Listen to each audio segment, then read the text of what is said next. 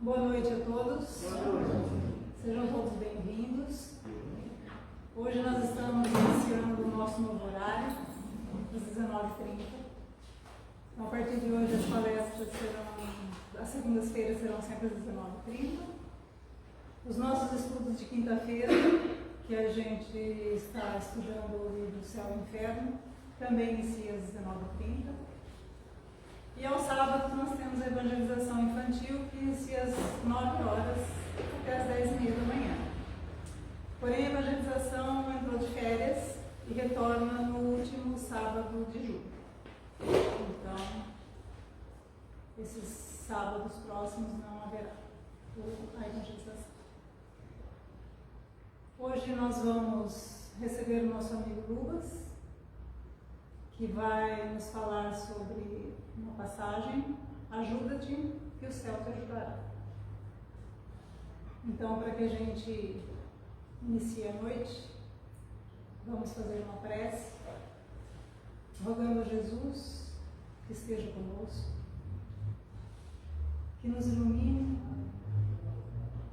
que nos inture, para que nós mantenhamos os nossos pensamentos e os nossos sentimentos ligados à espiritualidade superior, a Jesus, a Deus nosso Pai, para que possamos aproveitar as lições da noite, os ensinamentos, trazendo para o nosso coração o ânimo e a boa vontade de buscar seguir os exemplos e os ensinamentos de Jesus, compreendendo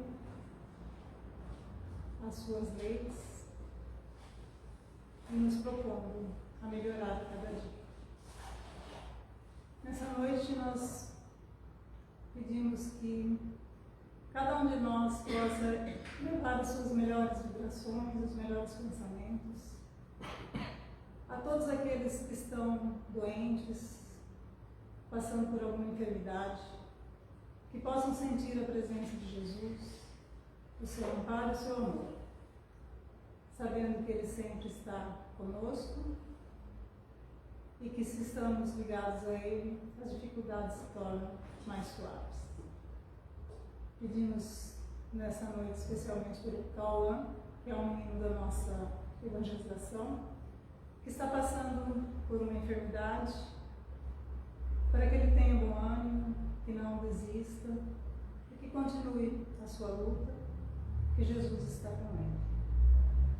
Que tenhamos uma boa noite de estudos, esteja conosco Jesus, nos amparando e nos auxiliando na compreensão. E assim seja. Lubas, esteja à vontade.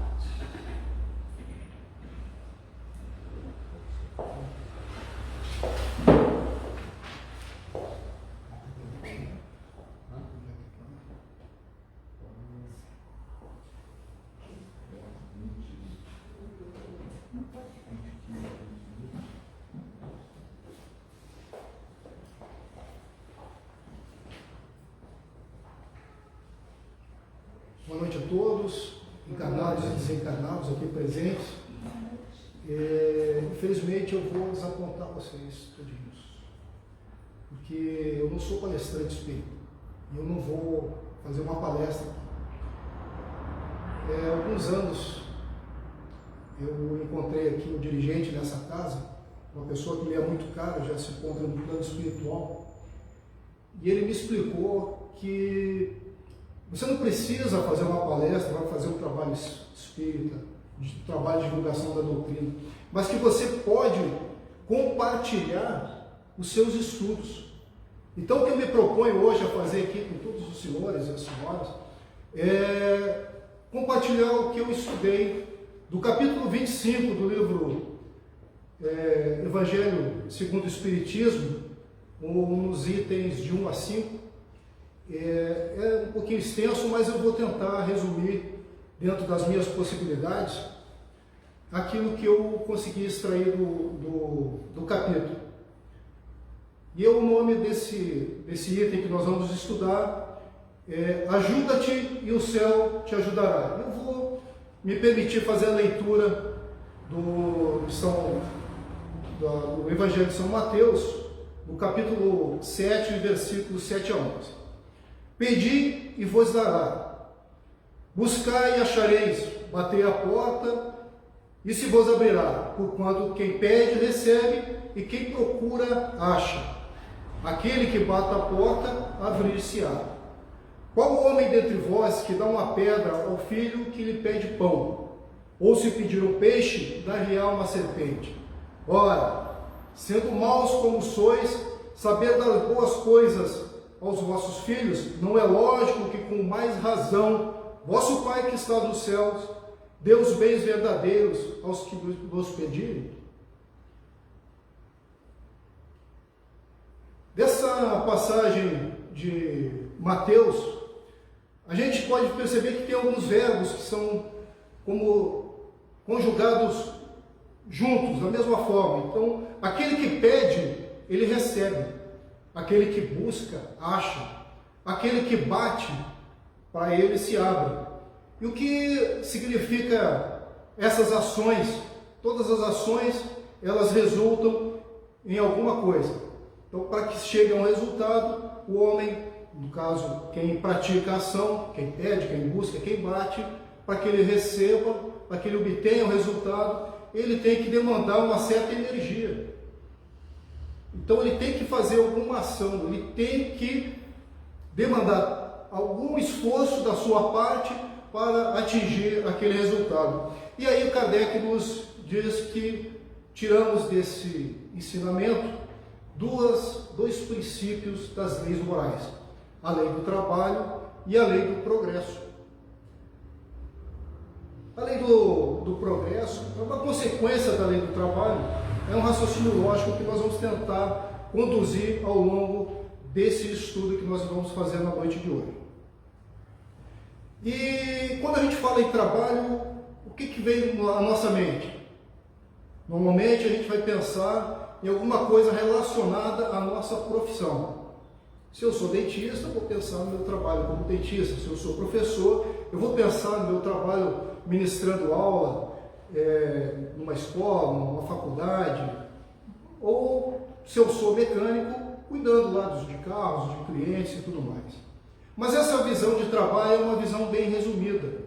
E lá na questão 675 do Livro dos Espíritos, os Espíritos vão dizer para Kardec que trabalho é toda ocupação útil. Toda ocupação útil. O que é uma ocupação útil? O que nós podemos entender por ocupação útil? Se nós procurarmos no dicionário, nós vamos ver que a ocupação útil, a utilidade, né, é tudo aquilo que traz um proveito. Então, toda ocupação que traga um proveito é uma ocupação útil. E proveito para quem? Para mim, para outras pessoas. Então, isso é uma ocupação útil. Aí, então, ninguém pode dizer que o bandido que está planejando um assalto, ele está executando um trabalho, porque a ocupação dele não é útil para outras pessoas, muito pelo contrário. Né? E do trabalho proporciona o nosso progresso. Né? O que vem a ser o progresso? Então a gente vai dizer que há progresso toda vez que nós saímos de uma condição ruim para uma condição melhor, uma condição inferior para uma condição superior. Então sempre estaria nesse sentido, seria o progresso. Então todo o trabalho, todo o esforço que se demanda em alguma atividade, ele vai gerar algum progresso. E essa é uma abordagem inicial que o nosso querido Kardec nos faz. No início da civilização, o homem, como trabalho, ele se preocupava apenas com suas necessidades fisiológicas. Então ele buscava o alimento, a reprodução, a sua segurança. E o que difere isso? Os animais também procuram isso, a mesma coisa ainda hoje. Nós fazemos isso no primórdio da nossa existência, lá na época que nós éramos homens das cavernas. Os animais fazem isso até hoje. Mas por que essa diferença? Porque Deus ele diferenciou o homem dos animais, porque ele deu ao homem um desejo incessante do melhor. E esse desejo incessante do melhor faz com que o homem, através de ação, através de esforço, através de trabalho, ele consiga ir se modificando, se melhorando, melhorando as suas condições de vida e ocorrendo dessa forma o que nós chamamos de progresso da humanidade.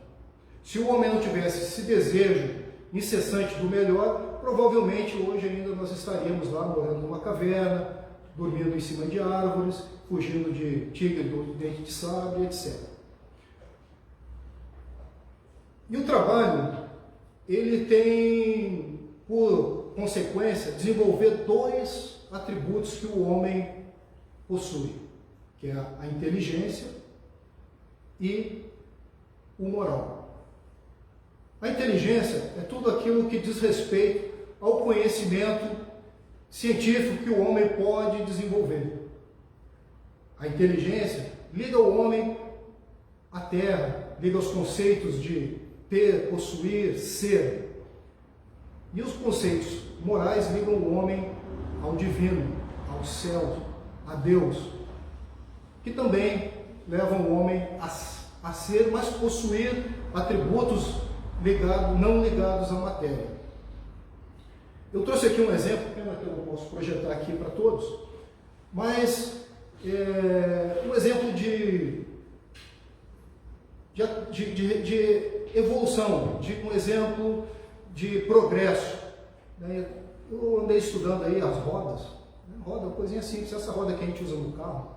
Alguém saberia dizer quando que se inventou a roda, estimativa da invenção da roda? Então, estima-se que em 3.500 a.C., ela foi criada, inventada na Mesopotâmia. 3.500, né? Antes de Cristo, mais 2.000, como a gente está agora, né? Vou tirar o 22, 5.500 anos. A primeira roda foi uma roda feita de pedra. E com o tempo ela foi sendo desenvolvida, foi sendo aperfeiçoada, né? E ela passou a ser de madeira, passou a ser de borracha, até ela chegar a essa roda daquele carro que está parado ali na frente, que nós conhecemos hoje. Meus amigos, 5.500 anos para a roda chegar nesse estado que ela se encontra hoje. Quanto tempo, né? Bastante. E nós, espíritos? Será que nós conseguimos em 20, 30, 35, 40, 50?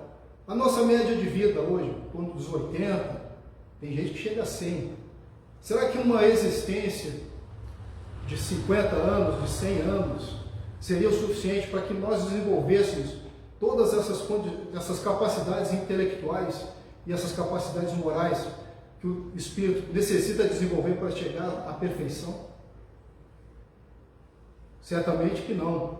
Então Kardec nos diz que se as almas que habitam a Terra deixassem o planeta todos os dias e nunca mais retornassem, provavelmente ainda hoje nós estaríamos nos primórdios da humanidade, visto que toda alma nova estaria sendo criada, toda evolução teria que se começar paulatinamente e todo conhecimento seria levado por aquelas almas que já se despediram do nosso lado.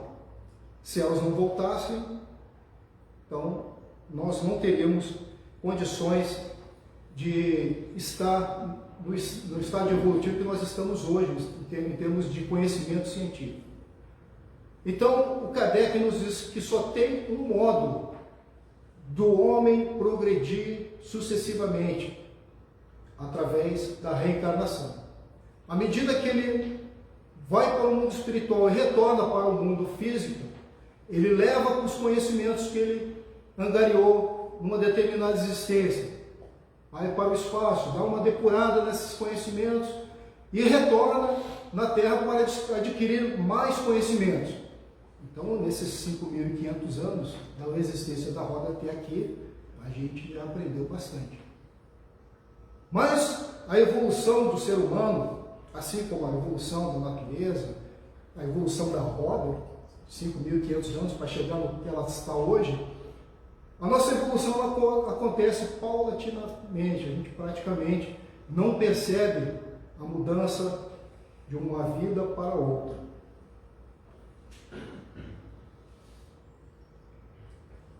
O nosso Emmanuel, ele vai lá nos dizer no livro Consolador, na questão 204, que o sentimento e a sabedoria são as duas asas pelas quais o espírito se eleva à perfeição infinita, sendo o sentimento no nosso planeta o que se relaciona ao desenvolvimento moral e o saber se relaciona ao nosso desenvolvimento intelectual. Porém, esses dois saberes, intelectuais e morais, eles não caminham juntos, eles caminham paralelos. E às vezes a gente desenvolve mais um do que o outro. E Emmanuel nos explica que o saber moral, o desenvolvimento moral, ele tem prioridade sobre o intelectual.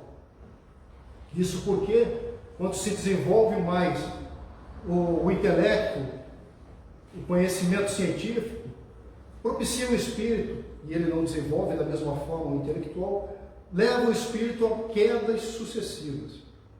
Então, nós, espíritos, homens, temos quedas sucessivas por conta de não desenvolver o conhecimento, a nossa parte moral. Ao passo que, se você desenvolve mais a parte moral, ela nunca é em excesso, nunca é excessiva. Então, o desenvolvimento do sentimento, ele tem prioridade sobre o desenvolvimento intelectual do homem. Eu vou contar aqui para os senhores uma historinha que os senhores já devem ter lido no livro A Bíblia Sagrada, no Evangelho de João. É uma passagem bastante conhecida que todos já ouviram falar, que é... Pode entrar.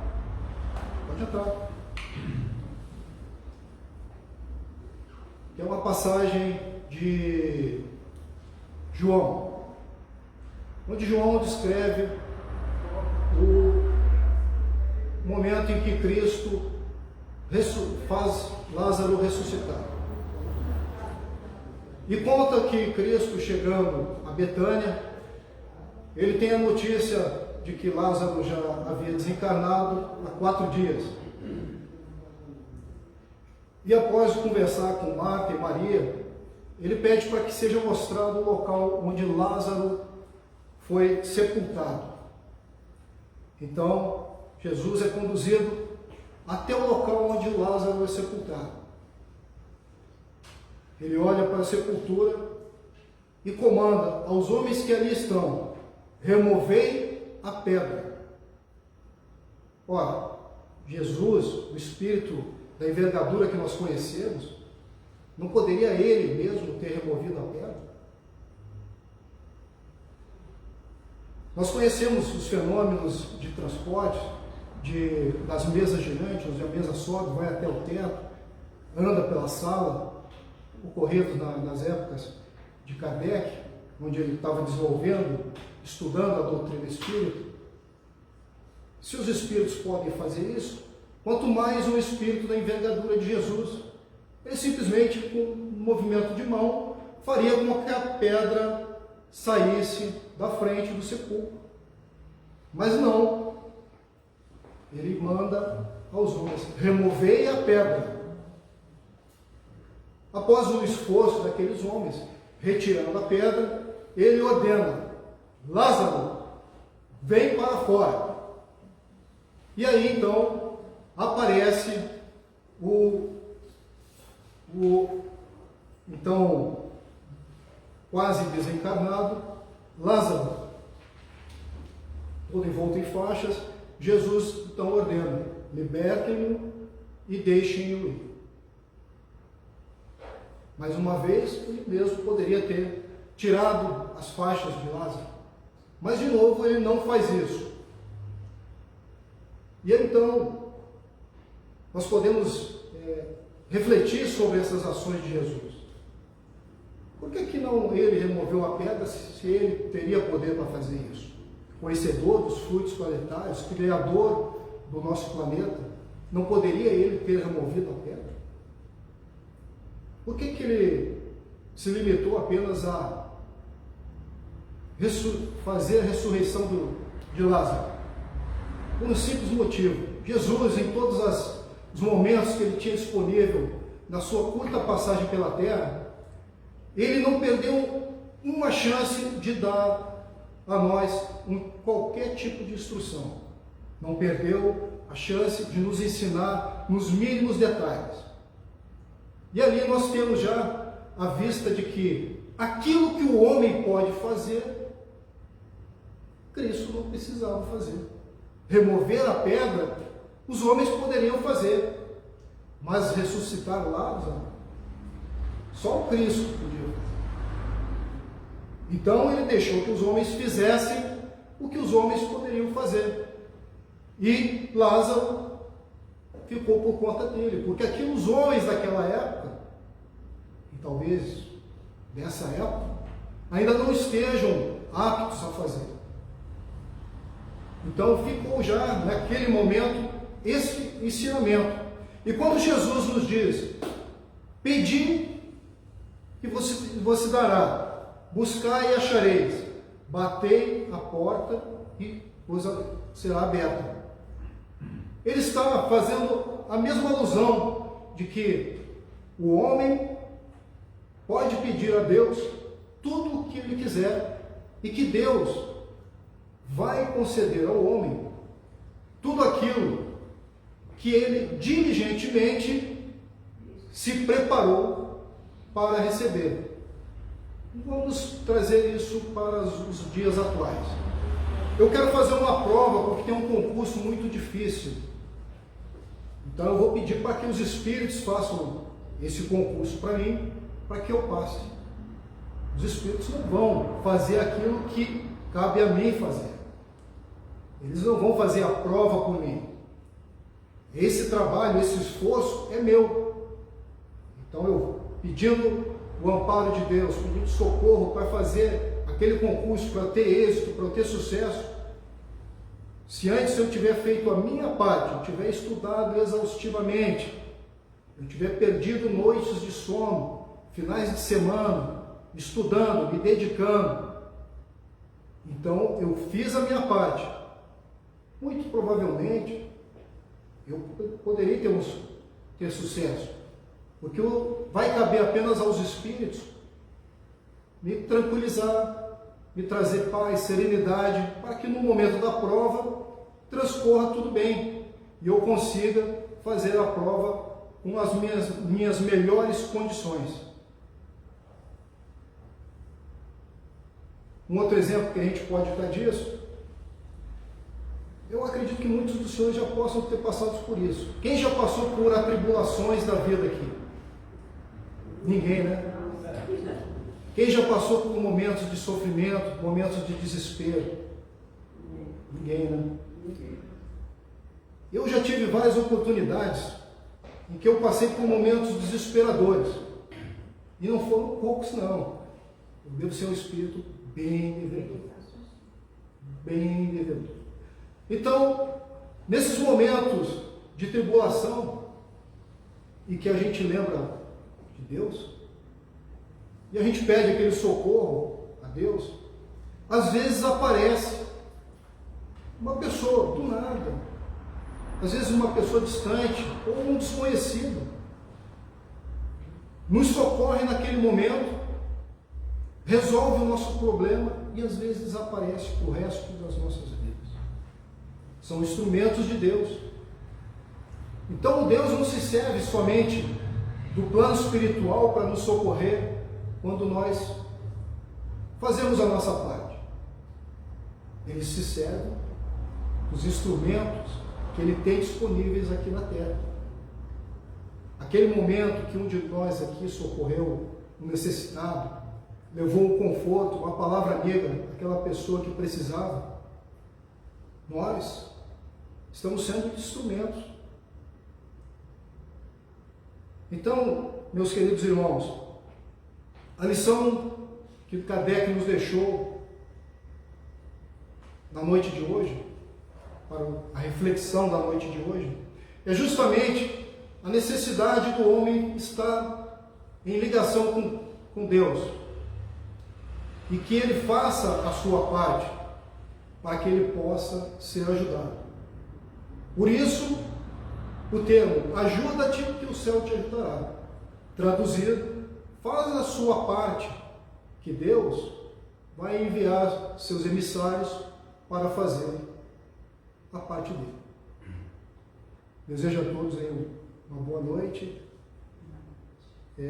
Peço desculpas pelo meu PowerPoint não ter funcionado.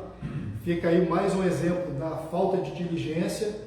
Deveria ter ido mais cedo para montar o PowerPoint. Como eu não me ajudei, o céu me ajudou, mas não dessa forma com o PowerPoint. Me ajudou aqui na leitura do PowerPoint. E eu sou muito grato a Deus por isso. Boa noite a todos. Tchau.